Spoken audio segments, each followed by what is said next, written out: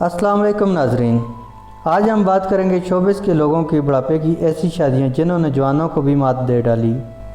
اگر دل جوان ہو تو عمر کی کوئی حیثیت نہیں ہوتی۔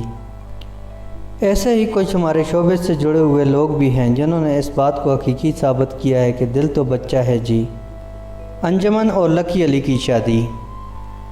اداکارہ انجمن، جن کی پہلی شادی مبین ملک کے ساتھ ہوئی تھی، ہر لحاظ سے ایک کامیاب شادی تھی۔ اس شادی کے بعد انجمن نے فلم انڈسٹری کو خیر آباد کہہ دیا تھا اور ساری توجہ اپنی گھریلو زندگی کو دی، اور اللہ نے ان کو 2 بیٹوں اور بیٹی سے بھی نوازا۔ 2013 میں انجمن کے شوہر مبین ملک کو قتل کر دیا گیا اور شوہر کے انتقال کے بعد 6 سال تک انجمن نے تنہا زندگی گزاری۔ 2019 میں اداکارہ انجمن نے لکی علی سے شادی کا فیصلہ کیا، جس میں کروڑوں روپے کا حق مہر، ایک برانڈ نیو گاڑی اور کئی پلاٹ اداکارہ لکی علی نے اپنی نئی دلہن انجمن کے نام کیے۔ ریما خان اور طارق شہاب۔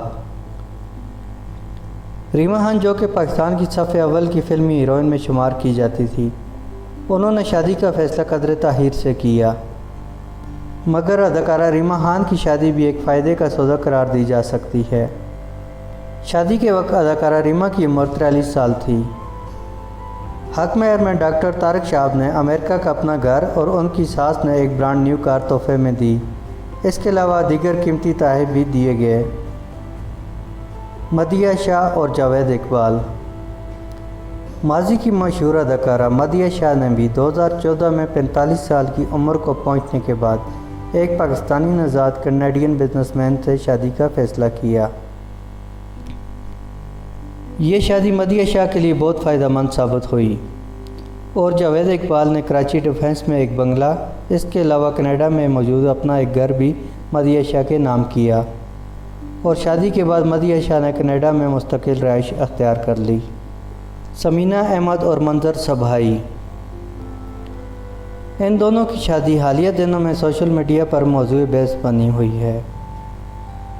کچھ لوگ اگر زیادہ عمر ہونے کے سبب اس شادی کو تنقید کا نشانہ بنا رہے ہیں، تو کچھ افراد ایسے بھی ہیں جن کا یہ ماننا ہے 70 سال کی عمر کو پہنچنے والی سمینہ احمد کا یہ فیصلہ ایک بہترین فیصلہ ہے، اور اس نے معاشرے کے غلط رواج کو ختم کرنے میں اہم کردار ادا کیا ہے۔